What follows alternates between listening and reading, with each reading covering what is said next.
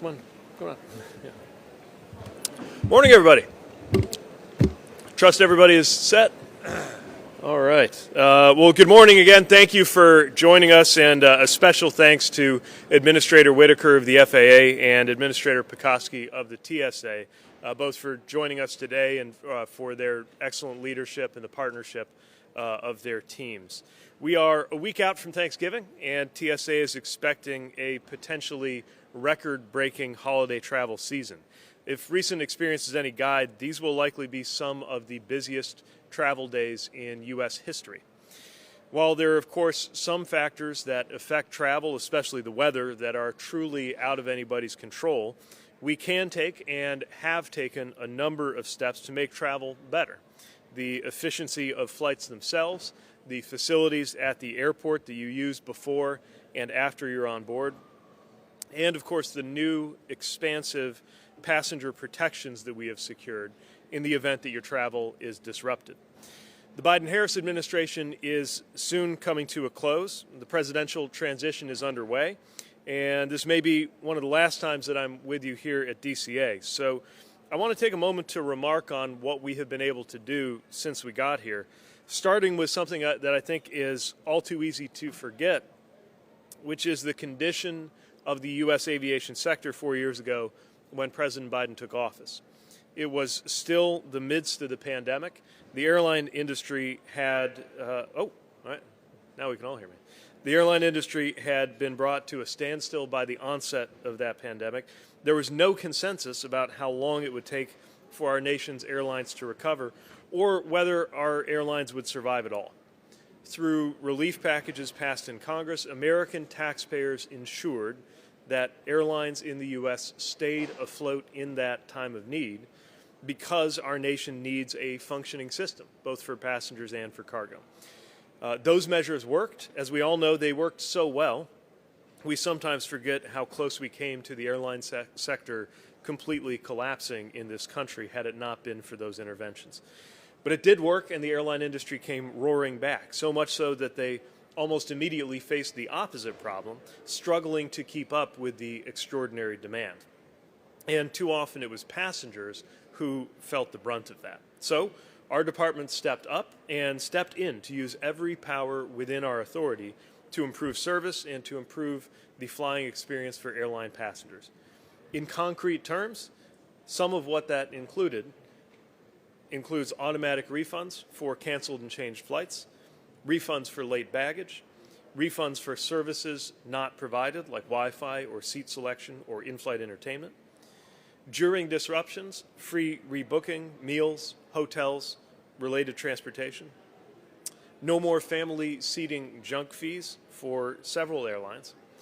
Passengers who experienced delays on Southwest flights that are considered controllable will receive $75 compensation vouchers as required by our consent order, and the first ever protections against frequent flyer points devaluation that were secured in the Alaska-Hawaiian Agreement. Enhanced protections for millions of passengers with disabilities who deserve to travel safely and with dignity. $4 billion in refunds that had been owed by airlines to passengers secured with our help, and a new partnership with over 20 state attorneys general that makes it possible for them to investigate airline complaints. And there is even now a lot more good work underway to make sure passengers get a fair deal, which is why we are working on rules to ban family seating junk fees outright on all flights, to require airlines to pay cash compensation to travelers that they strand, setting standard for when and what level of service, like meals, hotels, related transportation, and free rebooking, airlines will provide during disruptions, and protections for passengers who use wheelchairs. We're fighting in court for our rule requiring airlines to tell you up front what fees they charge, a common sense measure that the airlines are still suing to overturn. Investigating Delta Airlines and others for meltdowns that took place this summer. Scrutinizing airline privacy policies to make sure that they are not unfairly using passengers' personal data.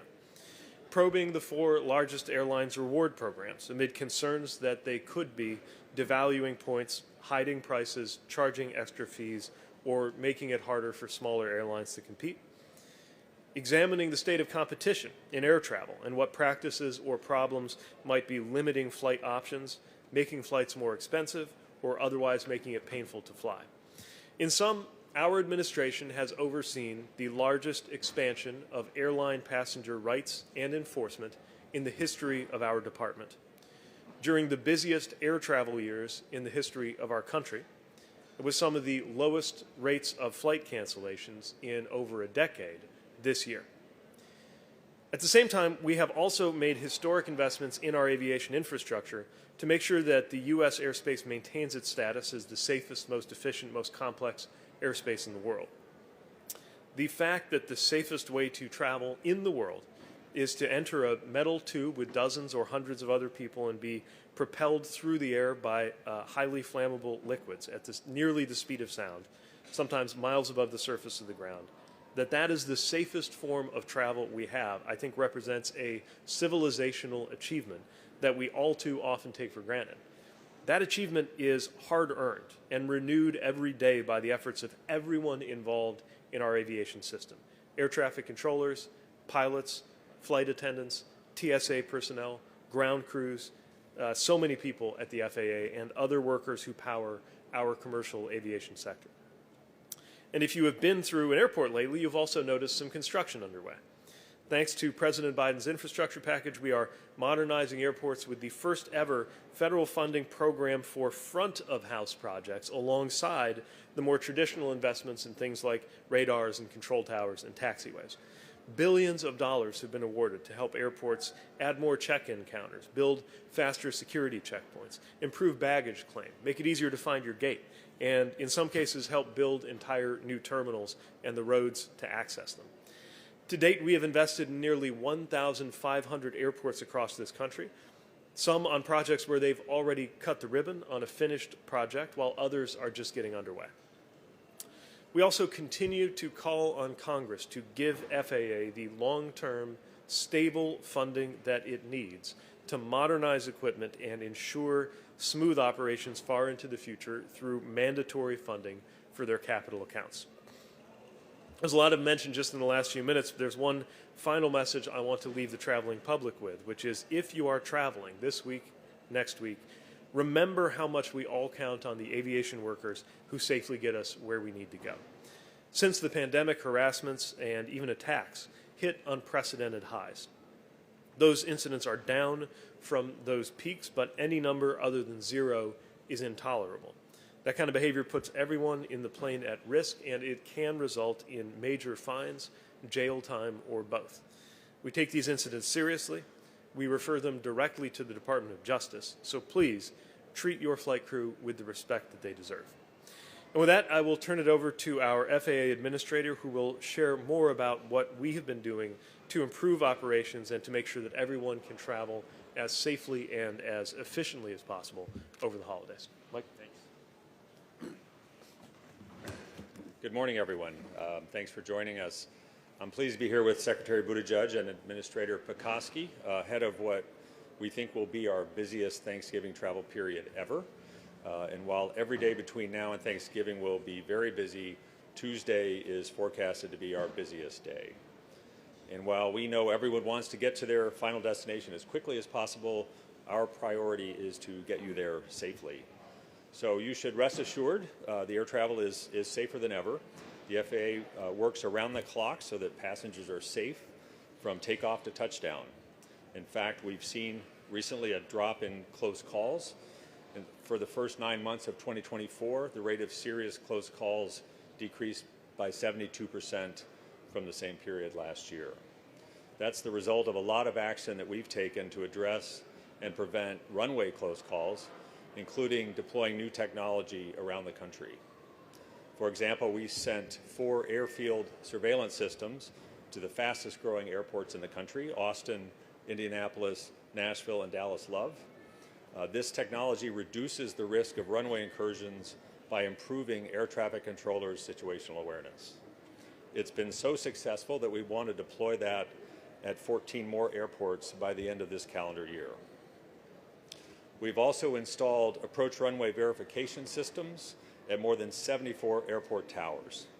This technology provides audio and visual alerts to controllers if an arriving aircraft is lined up to land on the wrong airport surface. And finally, we installed runway incursion devices at 5 airports for operational evaluation. This technology provides air traffic controllers with audio or visual identification of when a runway is not available for arrivals or departure. Looking ahead to next year, the FAA will begin to deploy this technology at 74 airports across the country.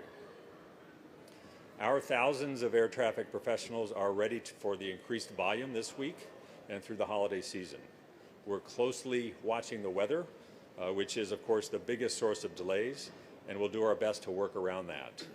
Our command center in Virginia has real-time engagement with all of the airlines to find the most efficient, safe path around weather as it occurs. We've also looked at what is needed to keep the air traffic moving efficiently at some of the most crowded airspace in the country. For example, earlier this year, we made a decision to move the Newark area air traffic out of New York into the Philadelphia TRACON. With this move, we're able to relieve the stress in New York and improve controller staffing levels by recruiting and training controllers in Philadelphia. This has been meant to get us healthy on a staffing level. In addition to the controllers who came over from New York, we already have a strong pipeline of 28 certified controller trainees who want to work in this airspace. During the Thanksgiving travel period, we will use traffic flow management initiatives to deal with any staffing shortages on that particular day in this airspace, and we expect to have some of those shortages. So we're working diligently to make sure that that can operate as efficiently as possible. These initiatives keep the system safe, and people should know that safety is never at risk. If we are short on staff, we will slow traffic as needed to keep the system safe. We're also thinking long-term when it comes to keeping the national airspace system safe. We plan to hire another 2,000 controllers over the course of this year and the fiscal year going into next year. We're also investing $4 billion in 400 airports around the country to improve their infrastructure. And we're expanding our university partnerships for training potential new hires into the towers. Just yesterday, we announced with Embry-Riddle a new enhanced controller training program, which is an important way for us to get more controllers out of the university system in addition to out of our own academy. So while the FAA is doing its part to keep the skies safe, we need the public to do their part as well. Our agency and your flight crews are all focused on getting you to your destination safely. And while thanking your flight crews is not required, it is highly encouraged. And as the Secretary mentioned earlier, let's remember to treat each other with respect during the travel season. And I want to remind everyone that we have a zero tolerance policy for unruly behavior. We will not hesitate to pursue civil penalties, legal enforcement action against any passenger who assaults, threatens, intimidates, or interferes with airline crew members. Finally, some other things to remember while traveling. Please pack safe when it comes to lithium batteries, and remember to check recalls and keep the lithium batteries in the cabin, not in your checked bags. And please arrive in enough time to get through security and make your flight during this busy season, which all seems like a good segue to turn it over to Administrator Pekoske, who will have some more travel tips for you for this travel season. Thank you. Thanks, Mike. Well, thank you, Mike, and good morning, everyone. It's great to be here at Reagan National Airport, which is an airport that has historical significance to my agency. It's literally the birthplace of TSA, because on the 19th of November 2001, President George W. Bush signed the enabling legislation that created TSA, and TSA this week is 23 years old. It's a privilege to be part of Secretary Buttigieg's press conference. TSA started in DOT before moving to DHS in 2003. We have maintained strong ties with DOT and worked together to ensure safe and secure transportation in this country. That joint work includes topics like cybersecurity, unruly passengers, as Mike mentioned, public charter operations, advanced air mobility systems, air cargo security, and of course, passenger safety and security.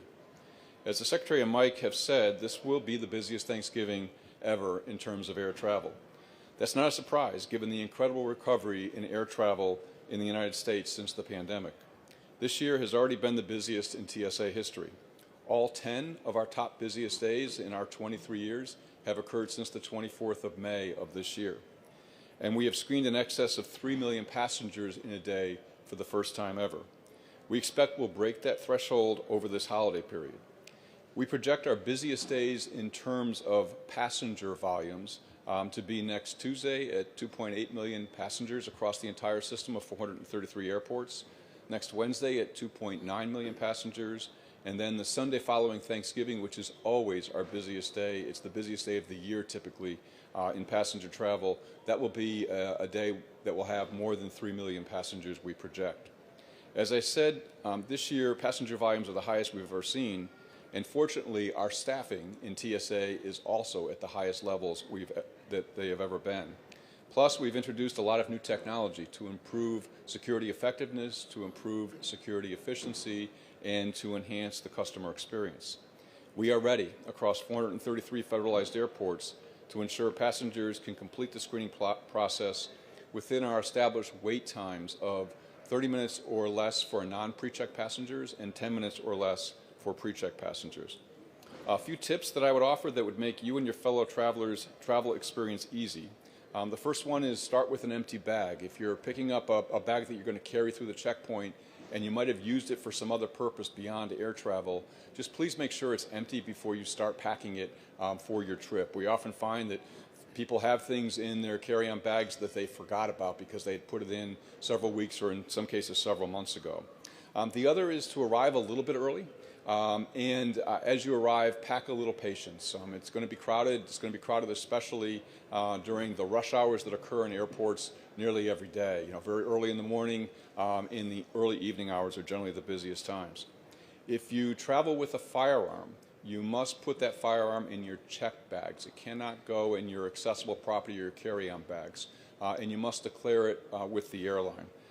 Firearms cannot be in the checkpoints, they cannot be in the sterile area of the airport, and certainly not aboard aircraft.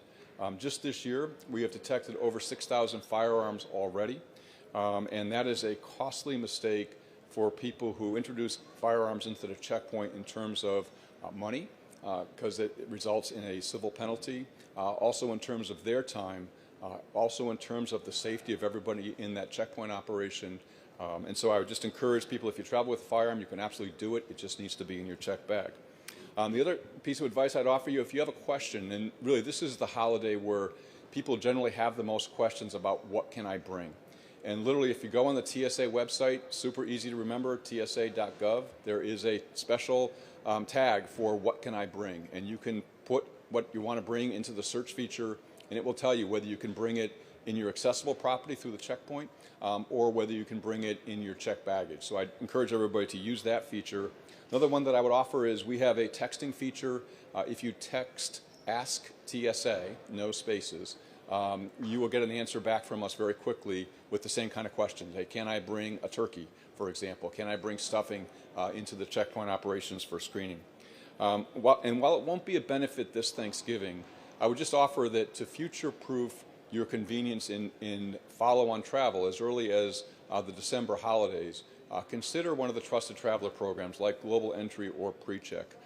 Visit tsa.gov to enroll or dhs.gov. Either site will take you through steps that will bring you to our enrollment vendors, and you will have a much more convenient experience. As I mentioned, TSA PreCheck passengers generally wait 10 minutes or less. Typically, it's in the sub 5-minute wait times for that service. TSA PreCheck provides 5 years of membership for about $15 a year. So it's basically covering the cost we incur to operate the program, but I think it's a very good investment for people who might want additional convenience in their travel. All year long, but especially at Thanksgiving, I am thankful for the work the entire TSA team does to ensure your travel is safe and secure. I am thankful for the strong partnerships we have with our colleagues at DOT and FAA, with the air carriers, and with the airports. We all work hard every day to ensure a seamless, safe, and secure travel experience. Please consider offering your thanks to our dedicated frontline workers as you travel over the holiday, whether it's a gate agent, a flight attendant, your pilot, or a transportation security officer. Thank you, and now we will turn it over to questions, please. Thank you.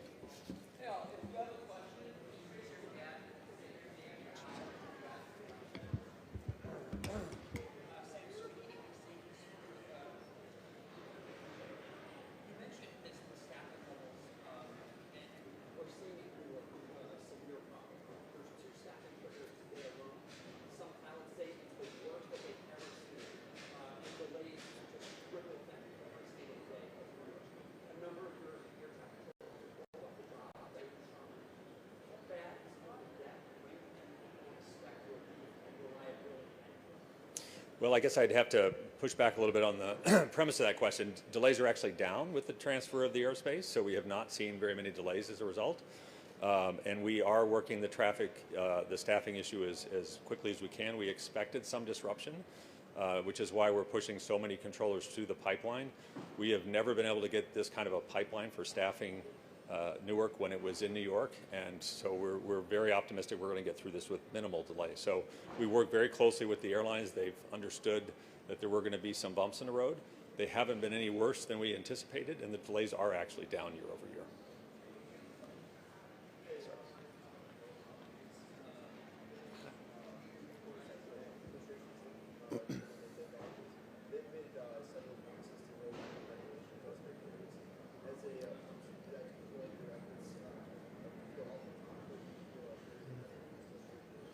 I can't speculate on what a following administration will do. What I'll say is that every action we've taken, whether it's an enforcement action like our response to Southwest Airlines, or rulemaking, whether it's passenger protections or things that have improved safety on our railroads, every action we've taken is one that we think is justified, grounded in the law, and the right thing to do.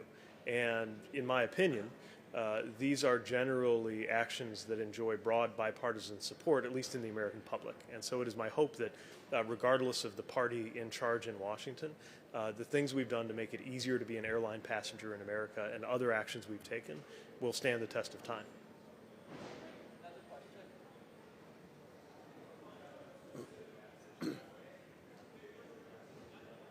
Sorry, a little louder.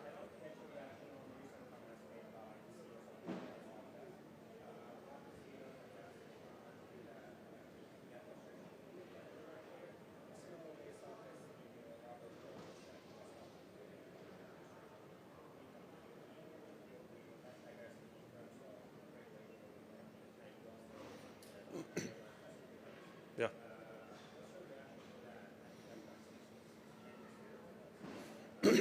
Yeah, so I know that some airline CEOs have expressed hopes that the next administration will be less passenger friendly and more corporation friendly than this administration.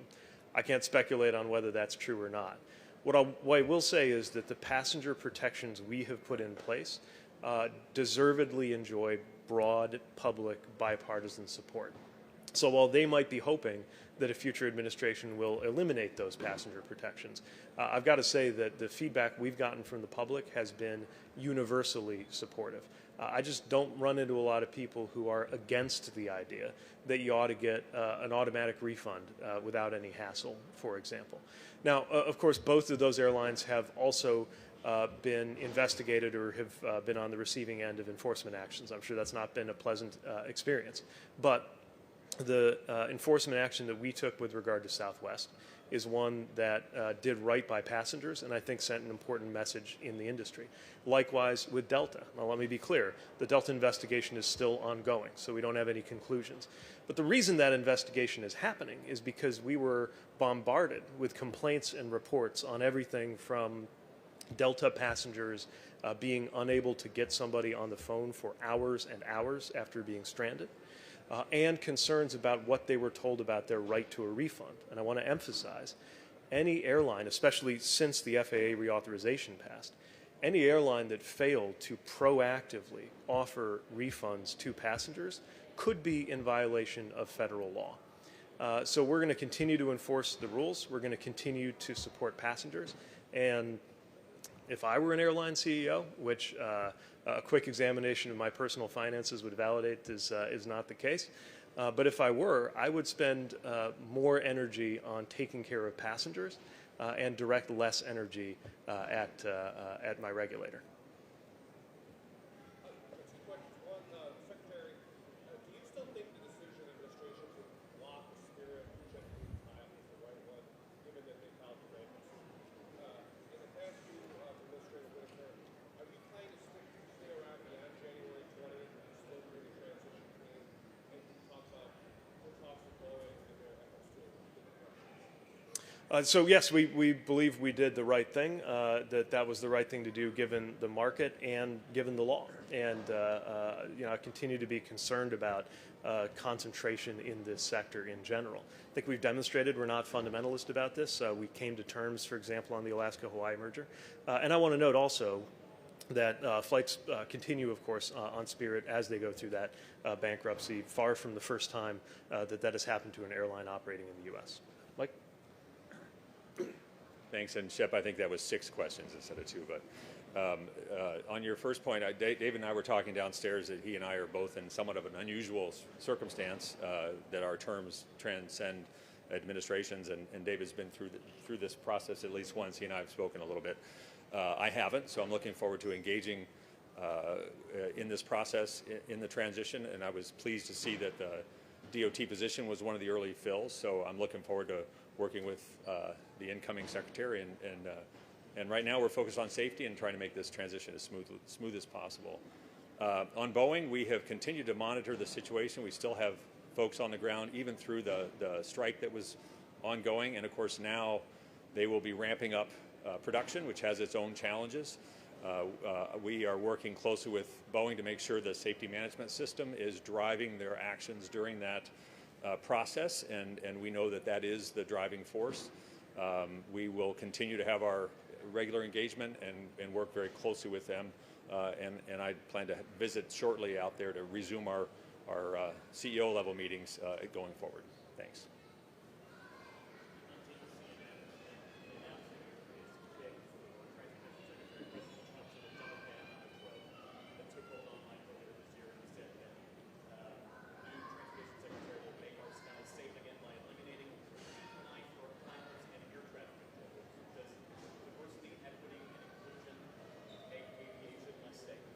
Look, some folks, all they want to talk about is culture issues. We have always been guided by the founding principles of our department, including a commitment to safety. Look, the opposite of diversity is uniformity. I don't know why anybody would be rooting for that. We want to make sure that we have great opportunities and that they are fair for anybody who wants to work in the aviation sector. And we've been able to encourage that in a way that is true to our North Star, which is safety and performance. Do you think the president-elect is propagating misinformation? You know, I'm going to, the time for the campaign has come and gone. We're focused on making sure that we do our job well for the remaining 2 months. Unlike the administrators, there's a very clear finish line for my tenure here. We're going to sprint through the tape on getting grants out, getting rules finished, and then the next administration will do whatever it's going to do. And any advice for the person taking your job? You know, I reached out to Mr. Duffy yesterday to congratulate him on getting what I believe is the best job in the federal government. I let him know that upon confirmation he'll be working with some of the, in my biased opinion, the best men and women in public service, and that there is a great tradition of former secretaries from either party rooting for the success of the department long after they leave, and I hope to be part of that tradition.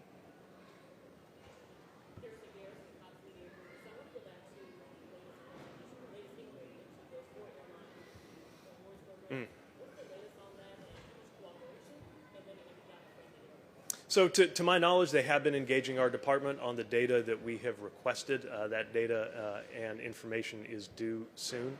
Our intent is to make sure that people's points and miles and their value is protected. It is, in our view, a real problem if a passenger is promised one thing and gets another.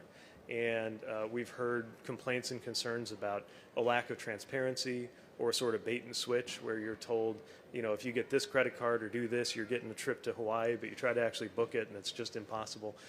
We I think, and I say this is not just as a policymaker, but as a passenger, a lot of us love our points and miles. They have become almost like a part of our savings, but they don't have the same protections that cash savings in a bank do.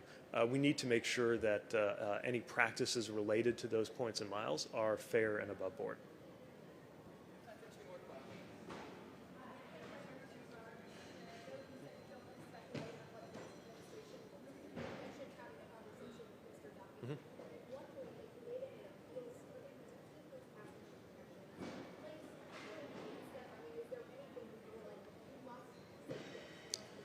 There's only one secretary and one administration at a time, and the next administration will act as it sees fit. I will emphasize that so much of what we do is or ought to be among the most bipartisan or nonpartisan realms of domestic policy. I think that's true in the infrastructure we're building around the country. I think it's true in our safety and operations agenda.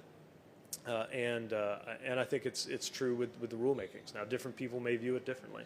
But again, in terms of the public response to our expansion of airline passenger rights, it has been overwhelmingly positive. And I do think that's an indication that measures like continuing to protect passengers can enjoy broad bipartisan support. You know, one thing I might have mentioned also in the context of Delta is I have always believed that it can only help the aviation sector to have strong passenger protections. And I would note that some of these companies have been showing very healthy profits, even at this new and higher level of consumer protection, demonstrating to me that those things can travel together.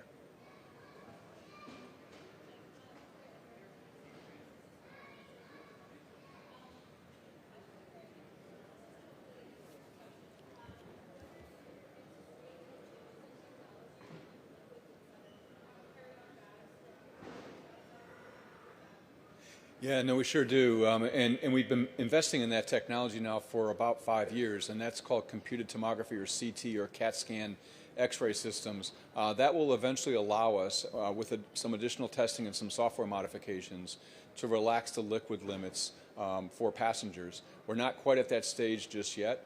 We want to make sure that we do it as much in alignment with other nations as we can.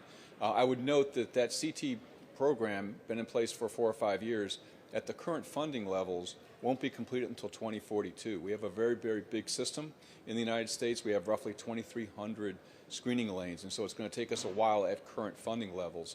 But at an event yesterday, I mentioned that we do have contracts in place, and we can't complete that by 2031 if we had the funding to be able to do it. Thanks. All right. Thanks, everybody. Great. Thanks. I have a question. What's the answer to the turkey? Can you bring a turkey? Yes, you can. Frozen or